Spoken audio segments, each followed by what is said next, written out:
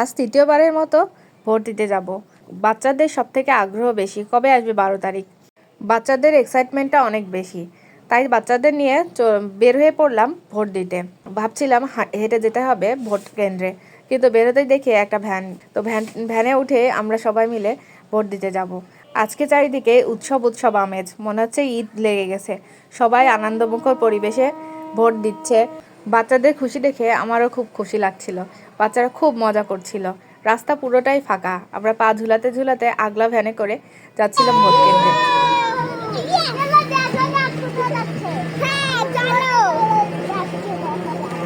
সবার ভিতরেই একটা আলাদা আনন্দ কাজ করছিল। সবাই যারা বাইরে থাকে তারা 4 দিনের ছুটি পেয়ে বাড়িতে এসেছে। চারিদিকে মনে হচ্ছে ঈদের উৎসব চলছে। ভোট কেন্দ্রে যেয়ে দেখি খুবই শান্তশিষ্ট শৃঙ্খলার সাথে সুষ্ঠুভাবে নির্বাচন হচ্ছে। মানুষের সমাগম কম। আমি আমার টোকেনটা নিয়ে নিলাম। এবার টোকেন নিয়ে ভোট দিতে চলে গেলাম। আমার ভোট দেওয়া শেষ, আমার ভোট আমি দিলাম। এবার অপেক্ষার পালা, ফলাফলটা কি হয়, আমি যাকে ভোট দিলাম সে জিতলো কিনা। আসলে নাগরিক হিসেবে আমাদের সবারই উচিত ভোটটা দেওয়া। মুখরোচক খাবারের দোকান বসেছে, সিঙ্গারা, ঝালমুড়ি, বাদাম।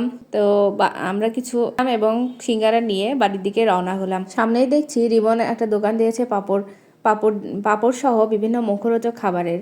রিবন আমাদের পাপড় খেতে দিল। আমরা পাপড় নিয়ে একটা ভ্যানে করে বাসার দিকে রওনা হলাম। বাচ্চারা তো খুব খুশি ভোট কেন্দ্রে যেতে পেরে। তো আজকের ভিডিওটা এই পর্যন্ত। সবাই ভালো থাকবেন, সুস্থ থাকবেন। দেখা হবে আগামী ভিডিওতে। আল্লাহ হাফেজ।